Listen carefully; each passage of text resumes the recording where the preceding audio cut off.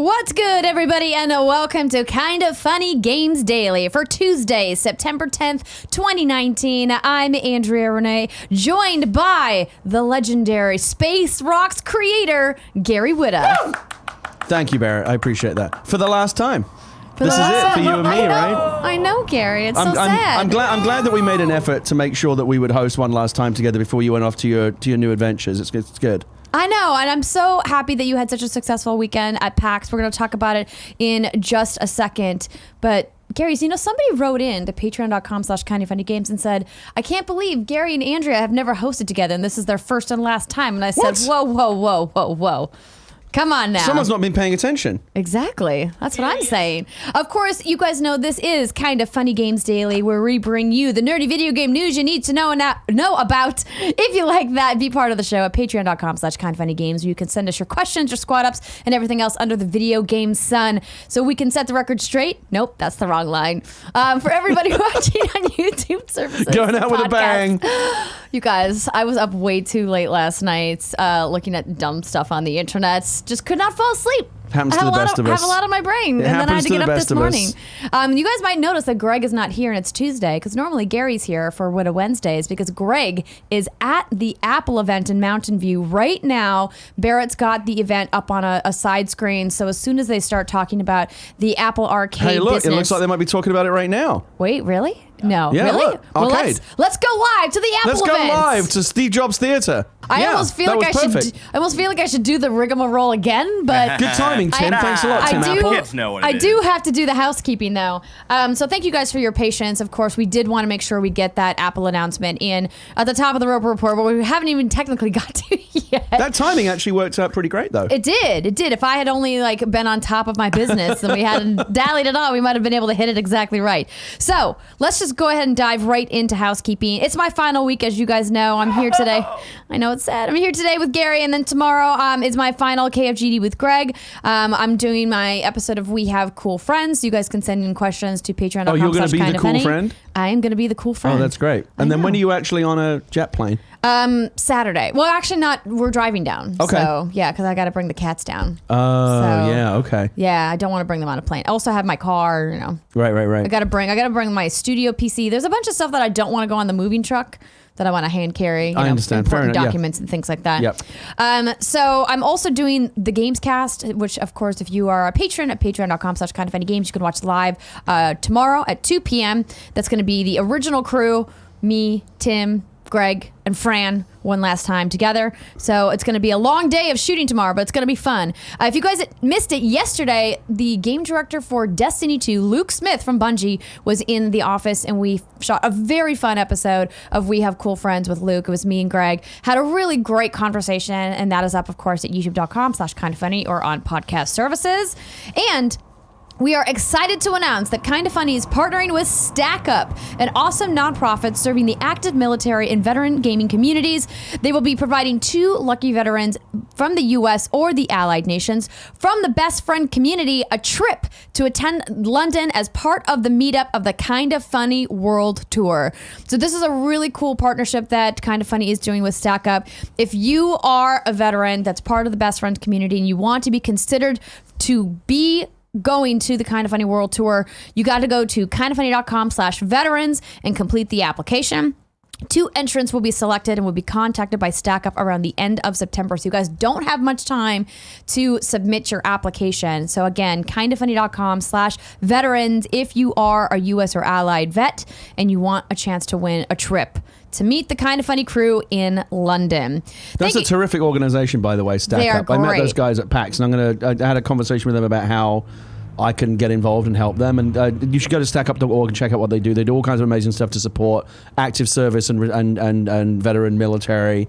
That copy of Space Rocks that I just had you sign, we auctioned that for Stack Up. Somebody paid $500 for that. That's fantastic. Yeah, so I'm already trying to get involved and help them raise some money and some awareness. I'm glad that Kind of Funny is getting involved as well because it's a great cause. They are. We've had Dave Krause here on KFGD before. He's fantastic as well. And, Kind of Funny and both What's Good Games have done a lot with Stack Up in the past. So again, as Gary mentioned, stackup.org is where you can learn more about their mission. Thank you to our Patreon producers, patreon.com/reretrogames, Blackjack and Muhammad. And today we're brought to you by Hims, Manscaped, and Quip, but we'll tell you more about that later. For now, let's get into what is and forever will be the Roper Report. Time for some news. 4 items on the Roper Report. A very light Baker's dozen. Indeed. And that item number 1, of course, is the Apple Arcade event, which we just watched live here on the show. Do you want to do a quick post-mortem on that? Like what your thoughts are? Yeah, I would love to. So just a quick recap of what we got. Q Games and Konami came out and announced Frogger is going to be available exclusively on Apple Arcade at launch. Capcom announced Into the Depths, which looks like a platform Metroidvania type underwater game. And Annapurna Interactive announced that Sayonara Wild Hearts will also be coming to Apple Arcade.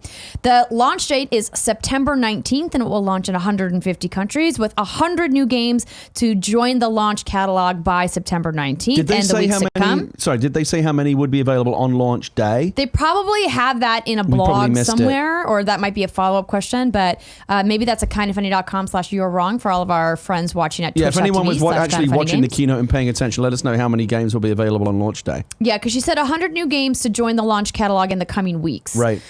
So we don't know exactly what that means. But we did get the price, $4.99 a month for a family subscription, which I believe accommodates up to 6 people. And you can also try it for 1 month for free. I think that's pretty good, $4.99. Yeah, it's a great price.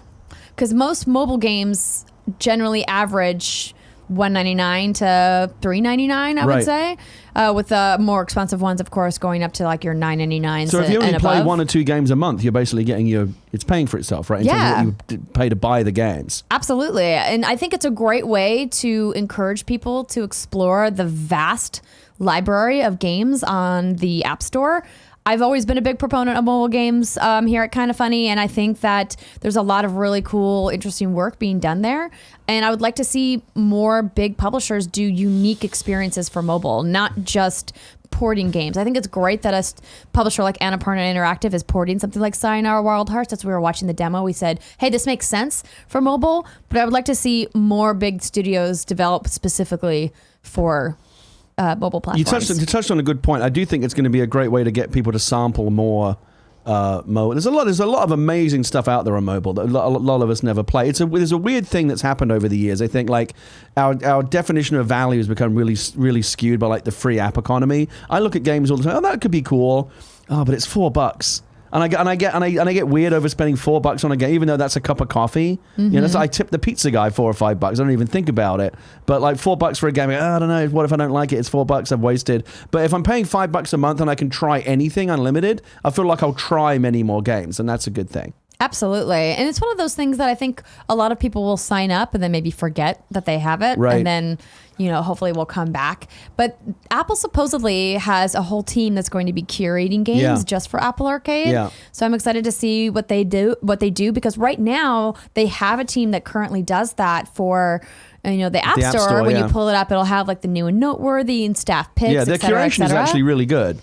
It is, but the real problem, though, is that there's just so many games that discoverability remains a major issue for developers who work in the mobile markets. So. Right, and the fact that every game has its own price barrier, right? A lot of these games don't come with... A lot of games are free with in-app purchases, but then I'm always also skeptical about in-app purchases in games. I don't want to spend $4 to try a game because I'm just weirdly cheap about it. But if I'm paying $5...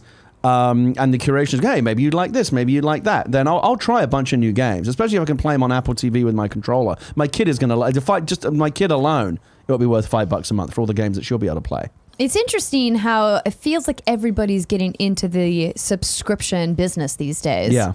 But can the market sustain it all, Gary?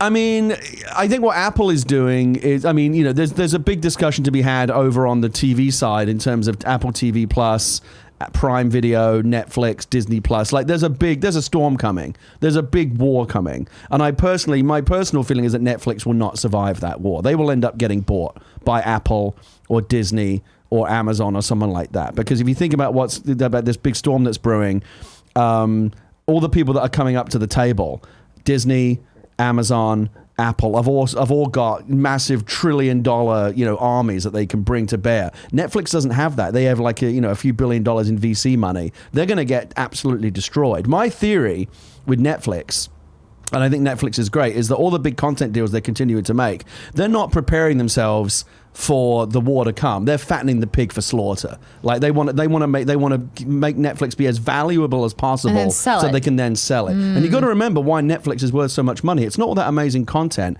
It's not just the brand name, which is both you know what I think the most valuable part of Netflix's property is? It's all the data in the analytics. You get all the of subscriber that too. base. Oh my God, not just the subscriber base, but everything you know about the subscribers, who they are, what they watch, how often they watch things, how long they're watching it for. How long they're watching it for. That's all information that can then get parlayed into Disney or Apple or whatever. That's my one-off theory for like the next prediction for the next few years is that Netflix will sell to one of the other big players for a lot of money. I think this is a really good theory you have, Gary. I'm with you because it does feel like they're building an exit strategy. Because if you look at the lineup of stuff that they have coming down the pipeline, they just can't sustain the overwhelming amount of production budgets. They're like hemorrhaging money on production. Right. So Netflix doesn't make money. No, they're like, as far as I heard last, like they're very far in the hole. Yeah. And they just don't have the kind of war chest that Apple and Disney and Amazon do because they're backed up by these much bigger companies. Netflix, that's all they do is a streaming service. That's their whole thing. Do they send? Maybe they still send discs in the mail. I don't remember. No, they don't. They don't do that anymore? As far as I'm aware, of course. Do you ever used to get those red envelopes back in the day? Oh, yeah. I got Netflix discs all the time. Because streaming wasn't a thing, and if you were able to even stream something on Netflix, it was constant buffering. Yep. And it was like, it would buffer like every few minutes. It was so frustrating. Yeah, and like all they had was like that 70s show. But what Apple is doing, yeah, 70s. But what Apple is doing with Apple Arcade, there's not a lot of. It's not like usually what happens is everyone else is doing something, and then Apple gets in with their offering. And their offering is usually better and more polished and has a better brand, and so they end up winning. But I think Apple is actually the first mover. Like, who else is doing this kind of thing? Like like unlimited games for a subscription that they're going to run all your devices, and they're all like top tier games. I think this is actually a pretty new thing that Apple is doing. I mean, the closest thing, of course, is I would say Xbox Game Pass. Right. Especially with the PC integration, being able to play. And once xCloud launches, if Game Pass is part of xCloud, which I believe is going to be, then that to me is the real competitor for Apple Arcade. But also, those are different gaming experiences. Most of the things you play on your phone don't rival something you would play on your PC or your Xbox One, right? So I think it's a different type of game for potentially a different type of gamer, or it's a additional experience or added benefit for people who like to play both types of games. Someone like me who loves my Xbox One and who also likes to play games on my phone. I would absolutely pay for both because I think the value proposition is there and it's worth it. I wouldn't expect to be playing Gears 5 on my iPhone, but for a while now, the games that you can play on an iPad are as good as anything that you'll play, like Cuphead or anything you'll play like from the indie side on Xbox. I mean, they're at that level. Mm-hmm. The idea that I can play a game on my TV and then I imagine this is how it'll work. I imagine they have like cross-platform continuity, right? I can play Frogger at home, go take a bus ride, pick up my iPhone, and presumably pick up my game from where I left off. Most games do connect to Game Center that way. Right. So you have your Game Center login, which is tied to your iCloud account. And so if you if you're logged into Game Center while you're playing a game, for the most part, the vast majority of games have implemented a cloud save system, so you can pick up. But I don't believe that's a universal feature baked into the platform. I think that developers have to opt into that. So that's another kindoffunny.com/you're wrong if you know the exact details on that. But that's my understanding of what I've experienced when I play on mobile. But I also don't swap between games. The only game that I've really swapped between my iPad and my iPhone recently has been Legend of Soulguard, and even that I haven't played recently because I was on my Lego Tower kick forever, and then I was like, I think I reached my maximum capacity and needed to take a break. But speaking of subscriptions and cloud-based gaming, our next two stories are all about that. Well, we were just talking about Apple, so let's talk about Google Stadia. They are going to offer game trials after launch. Matt Purslow over at IGN writes that Google has stated its intention to offer trials of premium games on its Stadia streaming service once the platform has been launched. Talking on a recent episode of Stadia Cast, Stadia's head of product, John Justice, explained that trials are high up on the list for Google's plans after the cloud service launched in November. Quote, I think if you look at our plan to make as many people be able to try this as possible, you want people, whether they're already on Stadia, to let them go discover new games, new things, stuff you haven't tried, he said. And then also people who, if you haven't given it a try, we want to let you jump in as easily as you can. So I think both of those things are trials we want to support. Public perception of Stadia is currently mixed, with a lot of hesitation coming down to the perceived instability that may result due to relying on cloud rather than physical console lag. Dropouts and bandwidth are all problems associated with streaming video, and it's natural that people may fear how this could affect gaming. As such, it seems a sensible idea to allow people to try both the service and games in order to allow them to see if Stadia is a worthwhile investment. Stadia itself will provide a free of charge base version in 2020, so presumably trials of Stadia itself would relate to the Pro version, which provides 4K quality gaming. Stadia Pro subscriptions are set to offer some games as part of the package, but many games will require a standalone purchase. This makes game trials all the more attractive, and combined with the free base version of Stadia, creates an effective demo situation. What do you think about Stadia? Hit or miss? Make a prediction. Well, I've been on Camp Miss for a long time, so I mean, I have since it was originally announced. Everyone who watches KFGD knows this. So I went out of my way to make sure to talk to the Google Stadia team at PAX West this year. They had a big booth there. They did. So they reached out and said, "Hey, do you want to come try Mortal Kombat 11 or Doom Eternal on Stadia?" And I said, yeah, I'll come see. I've heard nothing but good things. And so I played Mortal Kombat for a few minutes on the phone, and I was like, listen, I know that this game is going to look good. I know that you guys are locked to this very specific demo situation in the convention center because of the way the internet is set up. You can't really do like a trial like you would if I was like in the lobby of a hotel. How do you know that's really simulating real world conditions? You don't. So what I'd have to do is take their PR team at their word that they constrained the internet to 25 megabits per second, which is what they told me they did in the demo. The game looked great, played great. Personally, I don't want to play a game like Mortal Kombat on my phone. The controller to me just didn't feel the kind of... How are you playing it? I was playing it with the Stadia controller. But then how are you doing that and also looking at the phone? So they had it on a stand. Okay. So there's a lot of... I have a feeling that there's going to be a lot of accessories. Little gizmos that attach the phone to the controller. Because they already exist for phones right now that attach controllers. As you can have a stand for your phone, or you can get like a kickstand, etc. So that's how I was playing it with it on the phone. But the thing I asked them, a number of questions. My biggest question, of course, was, how is the controller going to work with input lag versus a Bluetooth? I said, do you guys have data around whether the latency issues between your Wi-Fi based controller and Bluetooth based controllers that already exist, like a DualShock or an Xbox One controller? And they said, no, we don't have data on that we're sharing at this time. My guess is they have the data. They just don't want to share it. I'm sure someone like Digital Foundry is going to be first on the ground to make sure that those numbers get tested once Stadia Pro launches in November.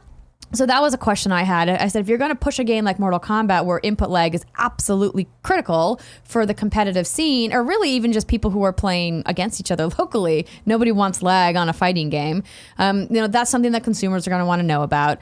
I wanted to test it, in a variety of factors. I asked them a bunch of questions about the Wi-Fi security. I said, so what if Gary and I are sitting at the same table and we both have our iPhones, and we have Stadia running, and we've got our controllers side by side? Is there going to be confusion with the Wi-Fi controllers communicating with our phones? Did you actually say Gary and I? Because that was kind of that's sweet if you were thinking of me like that way. Like, what if Gary and I wanted to play games? Well, I said Lexi and I because she was the one who was in the demo booth with me. But what they said is that your Google controller is going to be tied to your Google account. Okay. And so hypothetically, if everything's working as it should, your controller should only communicate with the account that your controller is associated with on the device that you're logged in as. Right. But you can be technically logged in your Google account on multiple devices at the same time.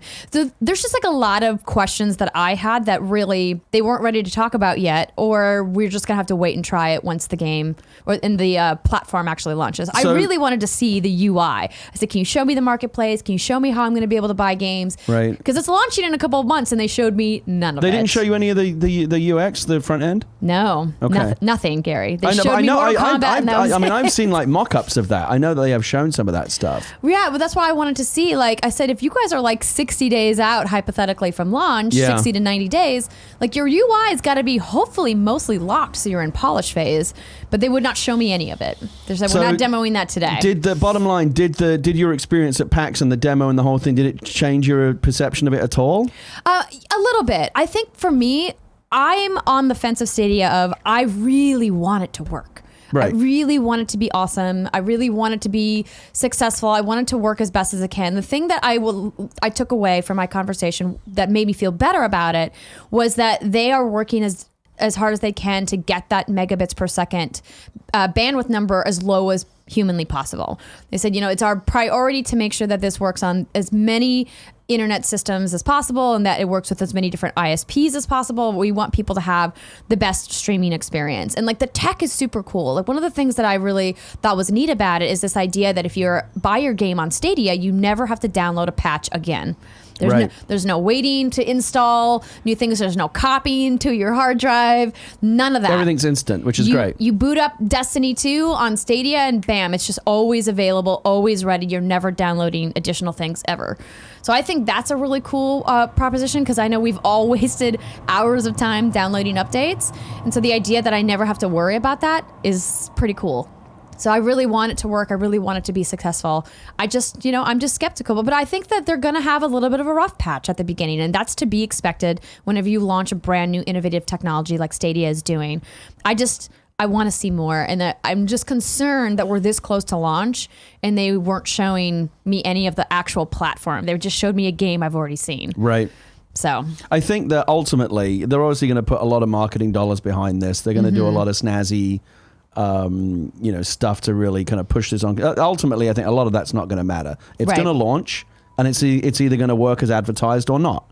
And that's going to be the story. Like day two, like day one of Google Stadia, all the headlines on Polygon, Kotaku, the kind of stuff that you'll be talking about on Kind of Funny is either going to be, oh my God, they did it. It works. It's brilliant. Like even on a mid-range internet connection, it's flawless, or not. And that's ultimately, out of the gate, that's not necessarily the be all and end all. Sometimes it takes a few months for these things to find their feet. I still remember every single MMO that comes out, every big online game that comes out, shits the bed right out of the gate. Right? Don't play a big online game on day one because you're going to be waiting. WoW Classic, we're all waiting in queues again. This stuff happens over and over. They never seem to solve that problem.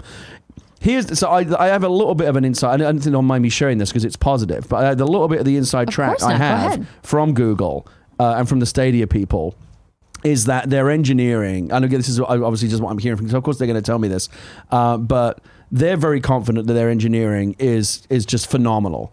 And it will meet or exceed expectations. Like on day one, you'll go, holy shit, it fucking works. Like this is flawless. That's what they're telling me they're confident is going to happen. And that had better happen because again, if it doesn't, all the marketing dollars in the world won't save them. Right. I want to believe that to be true because I love Google products in general. Like when you boot up Gmail, it just works.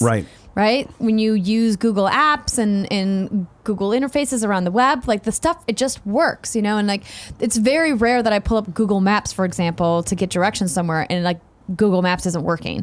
And usually if it's not working, it's not because Google Maps is down, it's because my internet connection is down. Right. So I'm with you that I think of all of the people who make technological products in this world, Google is best equipped to do There's something like 3 or 4 like this. companies in the world that can do this, and Google is one of them. Absolutely. Yeah. So let's cross our fingers, Gary, that it's going to go flawlessly. I'm in at the founders level. I bought the founder pack. I'm the sucker. Too, yeah. We'll give it a try. Again, I'm with you. I want it to work. I desperately believe that because I think if it does work, it will be a huge game changer. And xCloud and everything will come behind it. I think if this is the way that we play games in the future, no patches, no installing, just boom, it's there, and you can play it anywhere on the go. It's going to be brilliant. And we'll look back on where we are. How did we ever play them? Remember when we had to install games and wait for patches? Like, what were we thinking? I'm hoping that this is going to be the new normal. I just wish that it was the Apple Arcade model, and for what I paid every month, I got everything. I don't like the fact that I have to pay a subscription and then buy titles a la carte on top of that.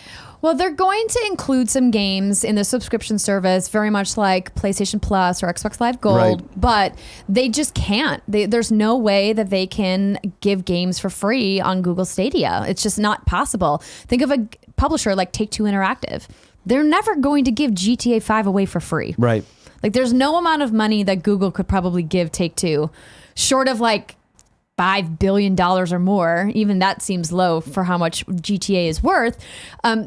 Will they be able to pack in a game like that into their service? Same with Call of Duty, same with FIFA. Those franchises are just worth too much money on an individual unit sale basis. Yeah. So that's just, it's not going to be possible. No, I think you're right. I'm probably wishing for too much. So my hope, my more realistic hope then is that even though like the top tier games will always be a la carte purchases, just like they are on every other platform, that it's the same as like they said, the comparison that you made is PlayStation Plus, Xbox Game Pass, that whatever the games that come with the subscription, I just hope that there's enough of those to make it feel like you're getting something for the subscription. Absolutely. I'm with you that they need to bring the price of the 4K entry level down eventually. I understand why it's high at launch. What are they charging right now? So you have to pay for Pro, which is $14.99 a month. Okay. So if you think about it, after your first year, you've sunk $180 into the platform to play games in 4K, which you can do on both Xbox One and PS4 right now. That's part of the included price when you buy the console. So I think that's the thing that they're going to struggle with in year 2 when, the new consoles come out in 2020, hypothetically, is like, how are they going to continue to justify paying for access to 4K gaming when it's built into the other platforms already? Right. I think that at a certain point, they're either going to have to grandfather early adopters in, people who, got the Founders Edition, or they're going to have to lower that monthly subscription price for 4K access.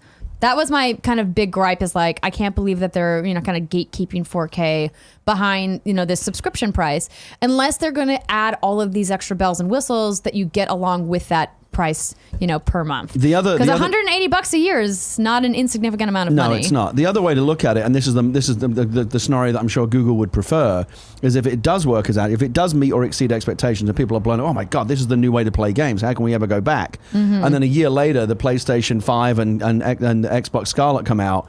And if they don't have something similar, if they're whatever xCloud or whatever, I'm sure PlayStation's working on something as well. If they don't have something to offer those machines are going to look antiquated out of the gate. People are like, why would I go buy discs and install games when I'm like, boom, instant over here? That would be a win for Google if they can pull that off. Well, Gary, again, it's either going to work as advertised or not, and that's all that matters. Yep. November, you guys. November. That's when it all happens. Speaking of cloud gaming, our next cloud gaming story, Electronic Arts launches surprise cloud gaming test. Colin Campbell writes this up over at Polygon. Electronic Arts is running a public 2-week test of its streaming game service Project Atlas, beginning tonight, which was yesterday, at Monday at 10 p.m. Pacific time. Players who sign up for the test and who are signed up to EA's retail portal Origin will be offered a chance to play 4 EA games via the cloud: FIFA 19, Need for Speed Rivals, Titanfall 2, and Unravel. In a post on Medium today, EA's Chief Technology Officer Ken Moss wrote, "We'll be taking an important step in this learning journey as we host an exclusive external trial for our players to experience games streamed through EA's cloud technology." Last year, Moss unveiled Project Atlas, a unified publishing platform that includes cloud gaming. Moss stated that more than 1,000 people are working on the new technology at EA, which he describes as an engine plus services platform.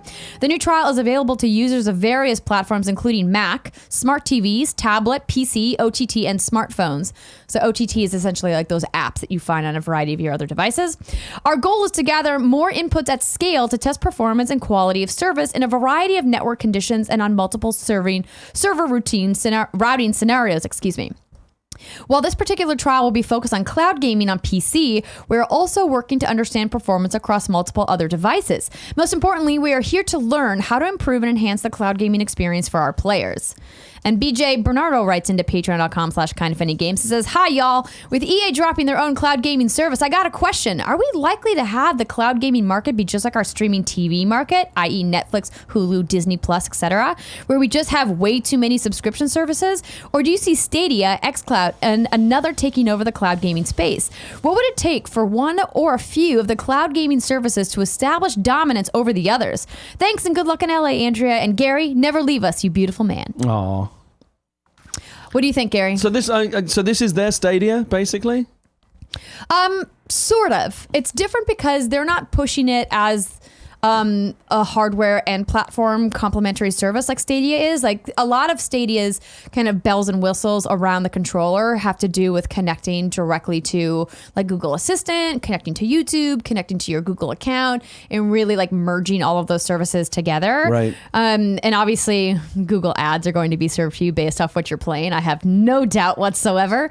So I don't think that part of it EA is going to be bringing into the fold.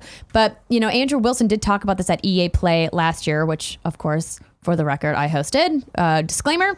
And so when it comes to EA's cloud gaming service, I actually don't know very much about it. They've been really holding their cards close to their chest on this one. So I think it's interesting that they just kind of like, surprise, you want to try it out? Here it is. It's an interesting mix of games. I think it's smart of them to put FIFA in there. Obviously, their most popular franchise worldwide. Something like Titanfall 2, which has a lot of, you know, fast-paced mechanics and latency is important, especially in PvP. And then a little indie title like Unravel is an interesting choice, but I'm glad they tossed it in there too. So I mean, but it's similar to Stadia in the sense that you're decoupling the game from the need to have like a specific piece of hardware sitting Correct. on your TV, right? Right. So the idea would be that if you're playing cloud gaming, like let's say you have an Origin Premier account or whatever. I don't know how they're going to bundle in the cloud services. They haven't talked about it at all. Hypothetically, let's just like go down a road where you get this premium account with EA Access or EA Origin, and then you get access to cloud gaming. You could play on your phone, on your PC, on your tablet, just like you would Stadia as well. Right. I don't think to BJ Bernardo's point here, I don't think I'm not doom and gloom about this. People go, oh my God, too many subscription services. I think what we're going to end up with is basically just an online version of the kind of television that we grew up with. And what I mean by that is instead of ABC, NBC, CBS, and Fox, you'll have Netflix, Disney Plus, Apple Plus, Amazon, and then those will be like your four main networks. And then beyond that, you'll have your little cable channels, like, you know, more specific things like, you know, Shudder and BritBox and Criterion Channel and things that, you know, specifically are for people that have a very specific taste. But I think, yeah, the NBC and ABC, they're all eventually going to go away. And, you know, you turn on the TV and it's like, well, what's on Netflix? What's on Apple TV? What's on Apple TV Plus? What's on Disney Plus? And it will just be a different kind of the same shit we grew up with. Yeah, I think this idea of, you know, the fragmentation of media is really just allowing people to pay for the things they want and not packaging in filler. I don't think you're going to end up saving money in the long run unless you only like watching one or two specific things. But if you like a wide variety of things, like if you're like me and you like watching the NFL and you pay for NFL Sunday tickets, digital pass, and if you have, you know, going to have Disney Plus and Netflix, and then you want to watch the shows on Amazon Prime, it's like by the time I add up all of my monthly subscriptions, it's almost as much as my cable bill, just minus the DVR fees, because that was the first thing to go when we were switching cable companies. It's like, we don't even watch the DVR anymore. And then you got to put your ISP everything's on on top demand. Of that. Yeah. Then you got to put your ISP on top of that as well, like actually paying for the internet that gets you those services. Yeah. Well, I mean, you were paying for that regardless. Even if you had cable, you still had to pay for your ISP on top of that. Well, so. I mean, I ditched Comcast last year and switched over to Sonic. I get gig internet for $40 a month. And that's impressive. Yeah, it's pretty good. It's a pretty good deal. And I pay for, I probably pay for like 7 or 8 different, like the main ones, Netflix, you know, Hulu, Prime. I mean, Prime obviously comes with Prime that we get anyway for the free shipping and all that shit. But I pay for a few other smaller ones like Shudder and BritBox and some of the more specific things that I specifically like. I've never added it up, but I guarantee you it's less than I used to pay for Comcast. A lot less. Oh, yeah, because part of your Comcast bill is baking in the cost of the hardware that you're renting from them, right? So if you get rid of that, you definitely save. But I think my point was that there's so many subscription services now. We were just talking about things you watch. We didn't even add in, you know, Game Pass, you know, PlayStation Plus, Apple Arcade, all of these other gaming services that a lot of people who watch this show also pay for on top of all of the things you just mentioned. I've never actually done it, but I think if I took a real inventory and looked at everything I pay for, because I have Game Pass Ultimate, I have PlayStation Plus, I have, you know, all the obvious Netflix and a few other like things that I pay for a couple of subscription services that I don't need. I pay to like have them, but like I've gone months without using them. Right. And if I added it That's all how they get up, you, Gary. Apple Music for family plan is $14.99 a month, and it all. If you said here, if somebody that did like the full inventory and said, "Here's what you actually pay," I'd be like, "Oh shit, that's a lot." It probably adds up to more than I realized. Yeah. But that's how they get you, because you're only paying little bits at a time. You're not thinking about what the overall bill is. Exactly. Now you're making me want to go check my bank account. Well, see if how many subscriptions you're a I have. sensible person, like, do you balance your checkbook? Do you have good family accounting at home? Do you know what your incomings and outgoings are? Well, because I have to balance the books for 2 small businesses, right. I have to manage my budget pretty closely.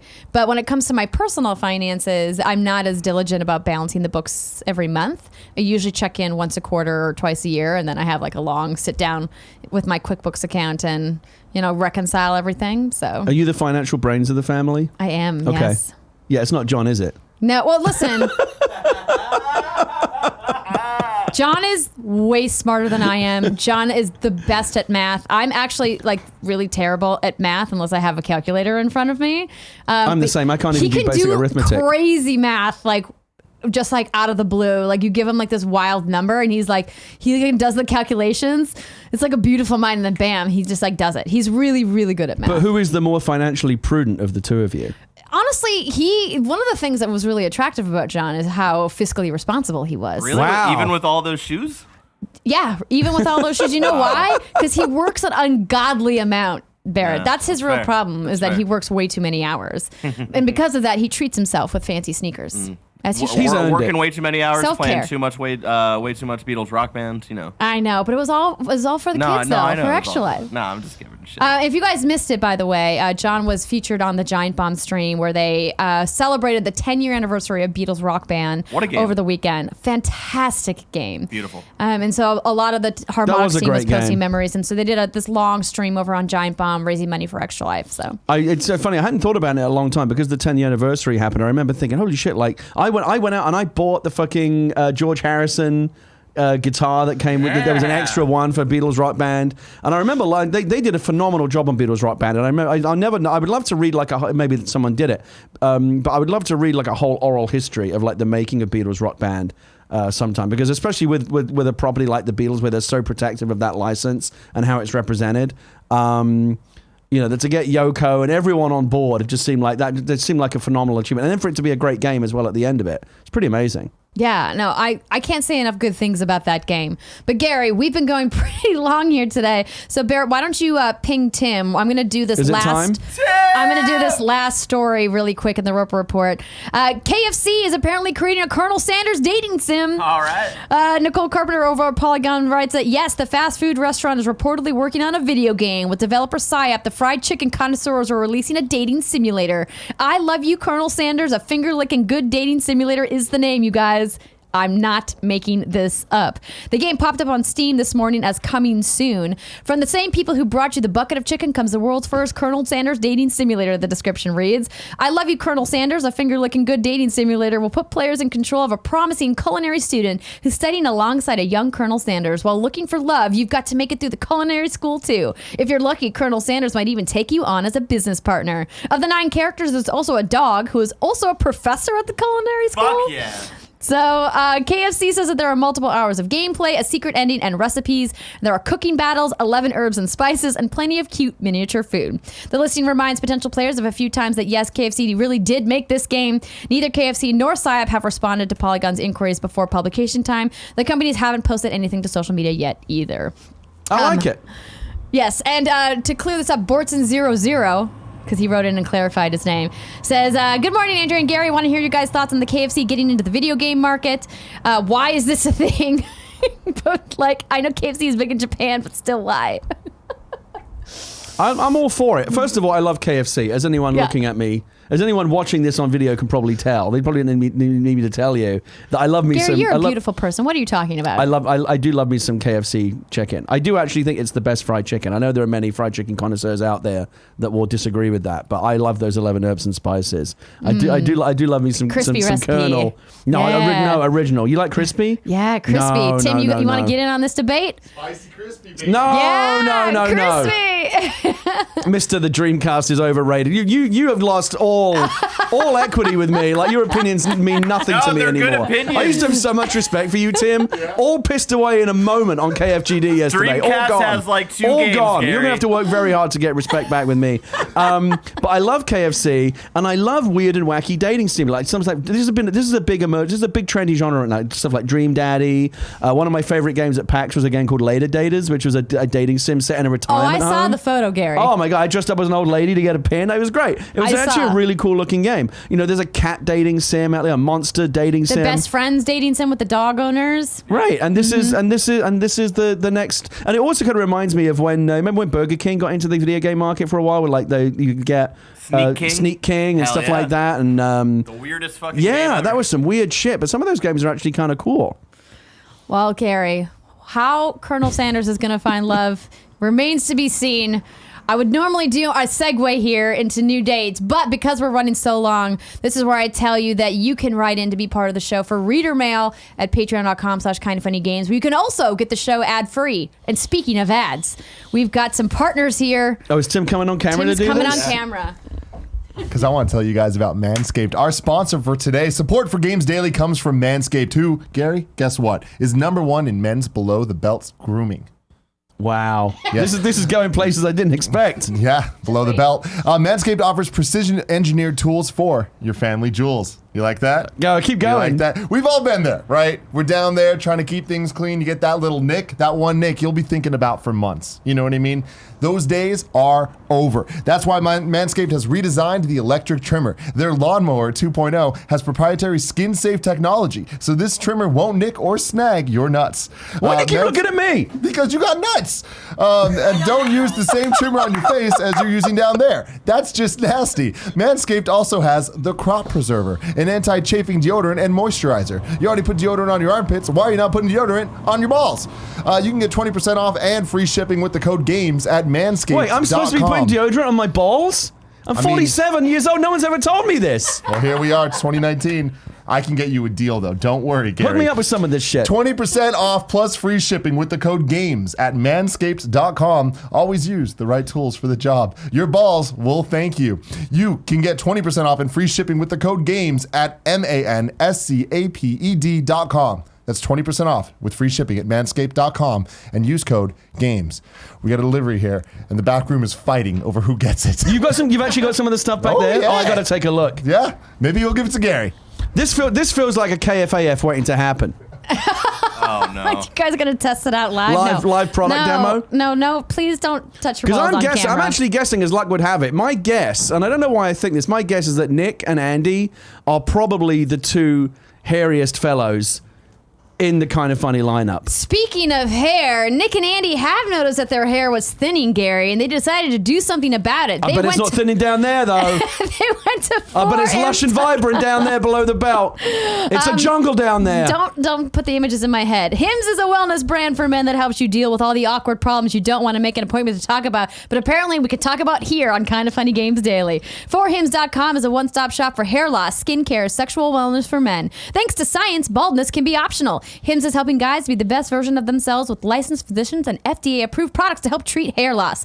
There are prescription solutions backed by science. Hims was created by a guy who knows some men's health conversations are easier online than in person. No more awkward in-person doctor's visits or long pharmacy lines. 4hims connects you to real doctors online, which could save you hours. Completely confidential and discreet. Answer a few quick questions and a doctor will review, and if they determine it's right for you, can prescribe you medication to treat hair loss that is shipped directly to your door. Order now. Kind of Funny Games Daily listeners can get started with the Hims Complete Hair Kit for just $5 today while supplies last. And of course, subject to doctor's approval. See website for full details and safety information. This could cost you hundreds if you went to a doctor or a pharmacy somewhere else. Go to 4hims.com/gamesdaily. That's FORHIMS.com/gamesdaily. 4hims.com/gamesdaily.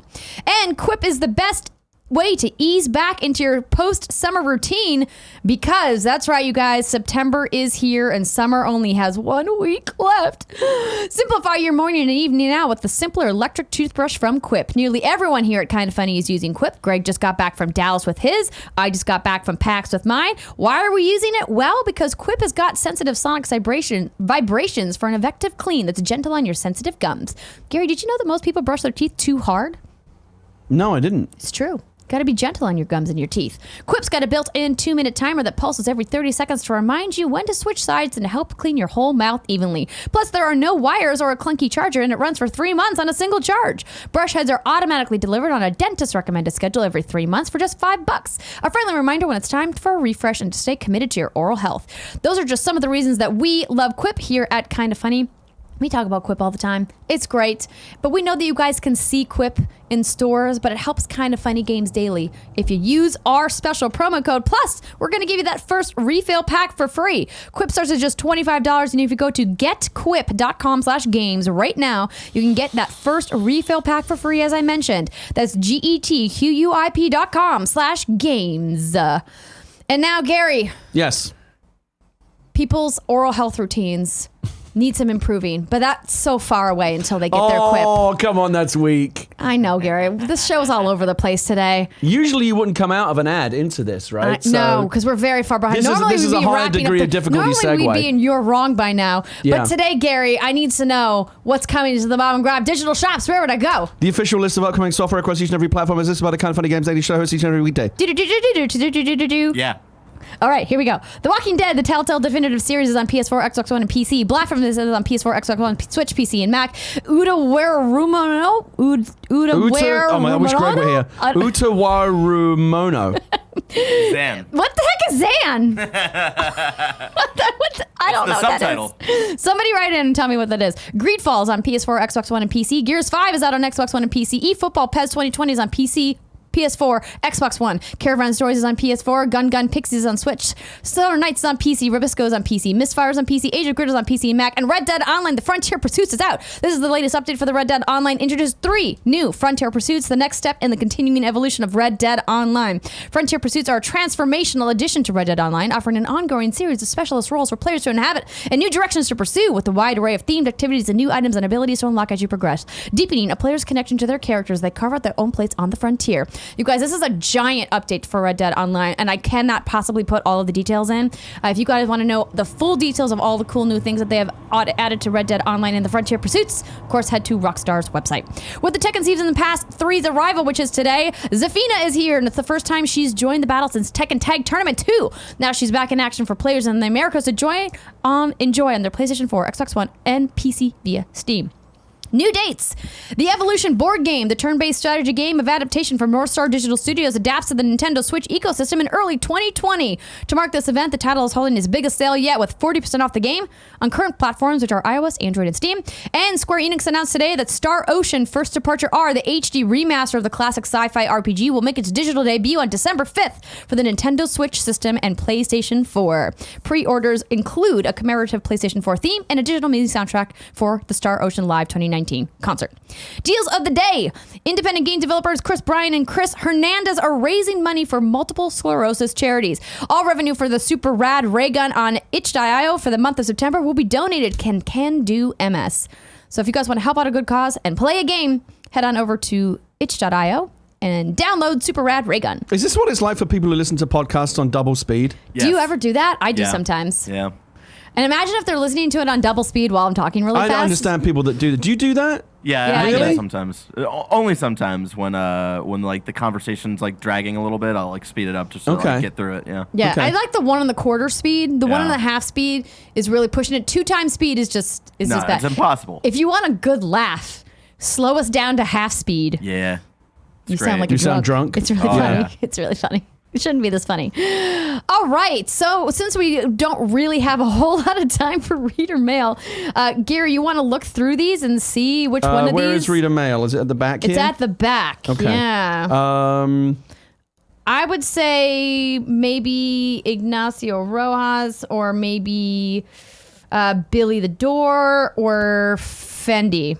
One of those 3 is probably where I would go. Okay, let's do Fendyy because it's the shortest one. Okay. I haven't read it though. Fendyy says, "What's a Whitta Wednesday without some pizza bets?" Technically, it's not Whitta Wednesday; it's Whitta Tuesday. But The Last of Us Part 2 media event is officially on September 24th. How about one last pizza bet on whoever gets the closest release date for the game? Now, some might say, "But Andrea's in LA," and then I would say, "Well, a post office exists for a reason, doesn't it?"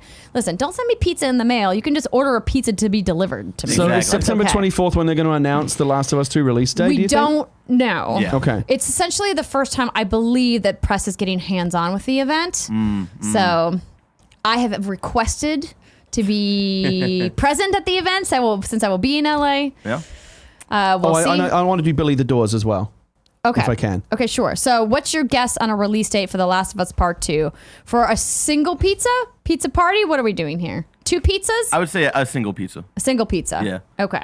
Especially now that we have the complication of living. You have to come up with an cities. actual specific date because that seems awfully specific. Oh, I'm ready. I'm ready, Gary. Well, let's hear it. March 20th. March 20th, 2020? And is it whoever Yes. gets closest? Yes. Okay. Okay. March 2020. Isn't that the same date as Animal Crossing? New Horizons? Because that will Maybe. be an epic clash if so. I am going to go with April 24th, 2020. Okay. I'm going to go for the Friday release. All right. April 24th, 2020 is my guess. Did The Last of Us 1 release on a Friday? I'm not sure. I always forget like PlayStation's way of doing it if they do Tuesdays or Fridays. The Last of Us release date was June 14th, 2013, which was a Tuesday, I believe. Okay. Gary. I'm gonna be very bullish. I'm gonna say January 20th. Oh, Okay. Wow. January. I was Kick off the new year with a bang. yeah. I was scared someone was gonna go like before my date. Yep. Yeah. Are we doing Prices Right rules? Closest without going over? So without going past it, you mean? You can only Correct. be before it. Yeah. No. Okay. Or Well, do you want to just do a big or do risk you for want to just me. do closest? Just do closest. Just do closest. Closest? But, Okay. what if people are the exact same numbers a date on each side? Then it's a draw. Then we Okay. owe each other. You get to split the one pizza? Yeah. Okay, all right. Yeah. Okay. All right. Billy the Door. Okay. Here we go. Billy the Door. Just the last 2 paragraphs. Yeah, so Billy wrote in about the Apple event, and he says, but the news that's really rocking the industry is concerning #1 Twitch streamer Gary Whitta. Everyone is asking, did the mastermind of Space Rocks write into KFGD yesterday extolling the Dreamcast? Would love to hear your thoughts on the console after Tim so carelessly dismissed it. So I wasn't watching Games Daily yesterday. I was busy doing something else. But You somebody were on in the chat, though. So what happened was someone on Twitter mentioned me and said, "Hey, you should know that Tim Geddes is right now shitting on the Dreamcast on KFGD." So I slid down the bat pole and got into the kind of funny chat, and I missed it. But so I said, "Hey, did I just miss Tim shitting on the Dreamcast?" Oh yeah, he was just saying it's overrated. And I was like, "Fuck!" So I did. That was me that wrote into kind of fun. Thank you for reading my "You're Wrong" yesterday. Of course, that was me. That was me that was writing in. Tim, of course, is wrong. Here's the problem. I love Tim. I really do. But I can't take his opinion on the Dreamcast series. What was he, like fucking -4 when the Dreamcast came out? Like, how can he hold an opinion on that? I was 27 years old when the Dreamcast came out. The peak of my gaming years. And I remember it fondly. I bought it on day one. Still remains. I did a whole stream last night over on my Twitch channel. We played a trilogy of classic Dreamcast games. Crazy Taxi, Typing of the Dead, Space Channel 5, Soul Calibur, Ready to Rumble. I have so many, even NFL 2K was the first game I ever saw where I was like, I actually did a double take. I was like, holy shit, was that on TV just now? Like, it looked that good back in the day. Go back now, it doesn't look that great compared to like Madden now. But back in the day, it was the first game that looks truly next gen to me. And you remember what we had at the time was like the PlayStation 1 and the N64, those consoles looked shitty. Like the fuzzy, bad, jaggy 3D, the PlayStation 1, and then there's a reason why the PlayStation Classic did not do well. It's because you go back and look at those games now and they just look terrible. Nobody wants to revisit that era. They just don't. And so the Dreamcast for me felt like the first true next-gen console. I love that it did weird and crazy shit like the fishing controller and the VMU. It was one of the first consoles to actually offer online play. They were doing amazing, amazing stuff with the Dreamcast. I said on the stream last night, if I could change one thing in gaming history, I would go back in time and make the Dreamcast a huge hit. Because I wish that Sega I wish we had a Dreamcast 2 and a 3. I love that they were doing something different. There's not enough different stuff. in the games industry these days. The PlayStation 4 and the Xbox One, they're basically the same thing. Nintendo's the only company out there doing anything different. And before them, it was Sega were trying to do something different with the Dreamcast. So it breaks my heart that the Dreamcast wasn't a bigger success. But I'll always have fond memories of it. 20th anniversary, very, very special to me. Tim Geddes doesn't know what the fuck he's talking about. I'm just going to ask you this one question. If it was so great, why didn't it succeed? I mean, there are lots of great things out. I mean, there are lots of great things out there that didn't succeed. There are lots of shitty things out there that are super successful. I think. Like the Vita. I mean, okay, you've got 60 seconds to finalize your point. Just because we're running late. I would actually love to read like a really in-depth analysis of why the Dreamcast didn't do well enough to succeed. All I know is it was a great machine. It had great games. I love the fact that 20 years later it's still fondly remembered. And people like Tim, you're not helping. Bam. There you go. All right. This is now the part of the show where we go to kindoffunny.com/you're wrong, where our friends over at twitch.tv/kindoffunnygames let us know what we screwed up as we screwed it up. The nanobiologist writes, Gary is correct. Apple Arcade is under one subscription. All games will not have in-app purchases, nor will they have ads. I like it. So that's great news. Yeah. Nanobiologist also writes that on the Apple Arcade website, it jumps from the iPhone to the iPad to Mac and Apple TV, and you can play offline with 6 family members to one account. That's great. That's great news. He also wrote up a full list of all these developers for me. Thank you so much. Did they say how many games it's launching with? Because that was something we asked for. It was just the same thing that she said on stage there, 100 games being added to the catalog. But no, we don't know how many on day one. On September 19th, number unclear. Okay. DJ Kanto says, Netflix still mails discs. I still do 3 at a time. Best way to get rarer movies. Okay. Interesting. Yeah, and a couple other people also wrote in confirming that Netflix still has a disc subscription, which is great. Corey G wrote in and said that we had missed a date. Call of Duty Modern Warfare is getting an open beta for PC users September 21st through the 23rd. If you pre-order, you can start on the 19th. Love you guys, and Andrea, you'll be missed. Oh, thank you.